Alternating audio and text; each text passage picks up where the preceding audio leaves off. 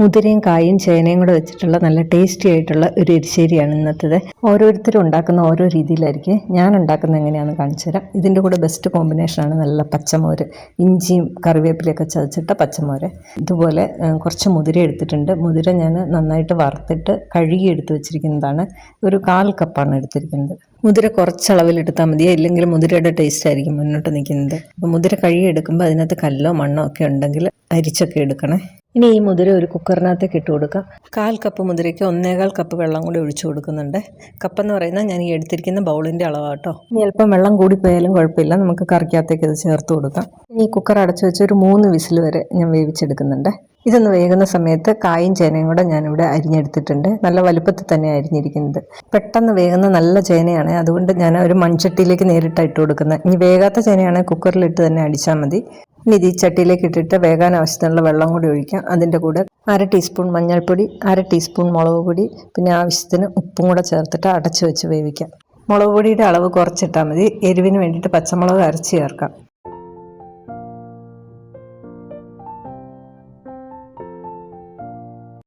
ഇതൊന്ന് മൂടി വെച്ച് കൊടുത്തിട്ടുണ്ട്. ഈ നേരത്ത് നമുക്ക് അരപ്പും കൂടെ റെഡിയാക്കാം. ഒരു മിക്സിയുടെ ജാറിലേക്ക് 2 പച്ചമുളക്, നല്ല എരിവുള്ള പച്ചമുളകാണ്, ഒരു 3-4 ചുള വെളുത്തുള്ളി, കുറച്ച് കറിവേപ്പില, 2-3 ഉള്ളി കുറച്ച് വലുതായതുകൊണ്ട് ഞാനൊന്ന് കട്ട് ചെയ്തിട്ട് കൊടുക്കുന്നുണ്ട്.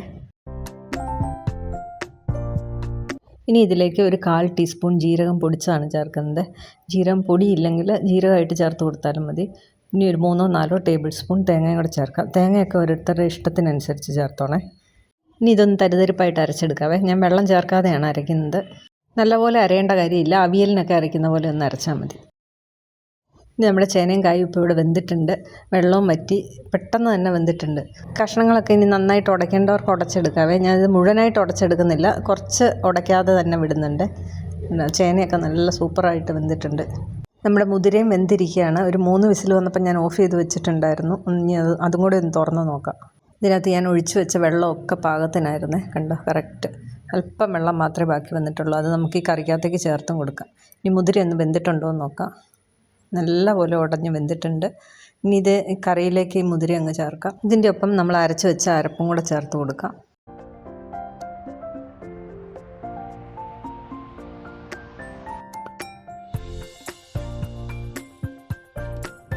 ഇതൊന്ന് മിക്സ് ചെയ്തിട്ട് ആവശ്യത്തിന് വെള്ളം കൂടെ ചേർത്ത് കൊടുക്കുക. ഞാൻ കുറച്ച് ലൂസായിട്ടാണ് വെക്കുന്നത് എരിശ്ശേരി. ഇനി കട്ടിയായിട്ട് വേണ്ടവർ ഇതിനകത്ത് അധികം വെള്ളം ചേർത്ത് കൊടുക്കണ്ട. ഈ ഒരു എരിശ്ശേരിയുടെ കൂടെ നല്ലൊരു കോമ്പിനേഷൻ പറയട്ടെ. ഇഞ്ചിയും കറിവേപ്പിലയൊക്കെ ഇട്ട് ചതച്ചെടുക്കുന്ന പച്ചമോരില്ലേ, നീണ്ടിരിക്കുന്ന പച്ചമോര്, എന്ത് ടേസ്റ്റാണെന്നറിയോ ഇതിൻ്റെ കൂടെ കഴിച്ചാൽ. ഈ എരിശ്ശേരിക്ക് പുളിയില്ലാത്ത കറി ആയതുകൊണ്ട് ആ പുളിയുള്ള പച്ചമോരും കൂടെ കൂട്ടി കഴിക്കുമ്പോൾ സൂപ്പറാണ്. വേറെ ഒരു കറിയുടെ ആവശ്യമില്ല. ഇനി ഇതിൻ്റെ ടേസ്റ്റ് കൂട്ടാൻ വേണ്ടിയിട്ട് ഞാൻ വറുത്തിടുന്നുണ്ട്. ഇതിലേക്ക് ഒരു കടായിലേക്ക് കുറച്ച് വെളിച്ചെണ്ണ ഒഴിച്ച് കൊടുക്കാം. ആ വെളിച്ചെണ്ണയുടെ ഒപ്പം തന്നെ ഒരു 1/2 ടീസ്പൂൺ നെയ്യും കൂടെ ചേർത്ത് കൊടുക്കണേ. അതിനൊരു പ്രത്യേക ടേസ്റ്റാണ്. ഇനി അതിലേക്ക് കുറച്ച് കടുക് ഒന്ന് പൊട്ടി വരുമ്പോഴേക്കും കുറച്ച് അരി ഇട്ട് കൊടുക്കണം. ഈ അരി ഒന്ന് മൂത്ത് വരുമ്പോഴേക്കും അതിലേക്ക് ഞാൻ ചേർക്കുന്നത് നമ്മുടെ തൈരുമുളകില്ലേ, തൈര് ചേർത്ത് ഉണക്കി വെച്ചിരിക്കുന്ന പച്ചമുളക്, അതിട്ട് കൊടുക്കുന്നുണ്ട്. ഒരു 3-4 എണ്ണം ഇട്ട് കൊടുക്കാം. അധികം എരിവില്ലാത്തത്, ഇപ്പം ഞാൻ 3 എണ്ണം ഇടുന്നുണ്ട്. ഇനി ചേർക്കുന്നത് നമ്മുടെ വറ്റൽമുളകാണ്.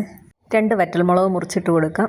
ഇനി അതിലേക്ക് കുറച്ച് കറിവേപ്പിലയും ഉള്ളി വട്ടത്തിലരിഞ്ഞത്, പിന്നെ ഒരു 2-3 വെളുത്തുള്ളി ചതച്ചെടുത്തത്, ഇതും കൂടെ ചേർത്ത് നന്നായിട്ട് മൂപ്പിച്ചെടുക്കണം. ഞാൻ ഇതിനകത്ത് തൈരുമുളക് ചേർത്ത് എന്തിനാണെന്നറിയാം, നമ്മൾ ഈ എരിശ്ശേരി കഴിക്കുന്ന സമയത്ത് ഈ തൈരുമുളക് അതിനകത്തൊന്ന് ഉടച്ചിട്ടൊന്ന് കഴിച്ചു നോക്കണം കേട്ടോ. വറുത്തെടുത്ത ഈ തൈരുമുളകും എരിശ്ശേരിയും പച്ചമോരും കൂടെ ആകുമ്പോൾ ഉണ്ടല്ലോ, ഉഗ്രൻ ടേസ്റ്റാണ്. അപ്പോൾ തൈരുമുളക് കയ്യിലുള്ളവർ ഉറപ്പായിട്ട് ഇതിനകത്ത് ഇട്ടൊന്ന് ഉണ്ടാക്കി നോക്കിയോ കേട്ടോ.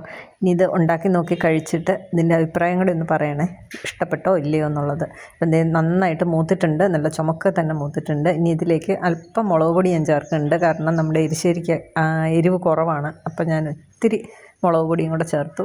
ഇനി ഇതിലേക്ക് ഇട്ട് കൊടുക്കാം. ഇനി ഒരു കാര്യം കൂടി ഉണ്ട്, കഴിഞ്ഞിട്ടില്ല. ഒരു 2 ടേബിൾ സ്പൂൺ തേങ്ങയും കൂടെ ഞാൻ വറുത്ത് ചേർക്കുന്നുണ്ട്. എണ്ണയൊന്നും ഒഴിക്കണ്ട, ഇതിലിട്ട് നല്ലപോലെ ഈ ചൂടായ ചീനച്ചട്ടിയിലിട്ട് നല്ലപോലെ ഒന്ന് വറുത്തെടുത്താൽ മതി. ഇത് തികച്ചും ഓപ്ഷണലാണ്, വേണമെങ്കിൽ മാത്രം ചെയ്താൽ മതി, പക്ഷേ ചേർത്താൽ നല്ല ടേസ്റ്റാണ് കേട്ടോ. വറുത്തിടുന്നത് നല്ല ചുമക്കെ തന്നെ വറുക്കണേ. അപ്പം ഞാൻ നന്നായിട്ട് വറുത്തിട്ടിട്ടുണ്ട് ഇതിലേക്ക്. അപ്പം നമ്മുടെ എരിശ്ശേരി റെഡി ആയിട്ടുണ്ട്. നിങ്ങളൊക്കെ ഇതുപോലെയാണോ ഉണ്ടാക്കുന്നതെന്ന് പറയണേ. അപ്പം നമ്മുടെ തൈരുമുളക് ചേർക്കാൻ ആരും മറക്കണ്ട. അപ്പോൾ ഈ റെസിപ്പി ഇഷ്ടപ്പെട്ടിട്ടുണ്ടെങ്കിൽ ചാനലൊന്ന് സബ്സ്ക്രൈബ് ചെയ്ത് സപ്പോർട്ടും കൂടെ ചെയ്യണേ.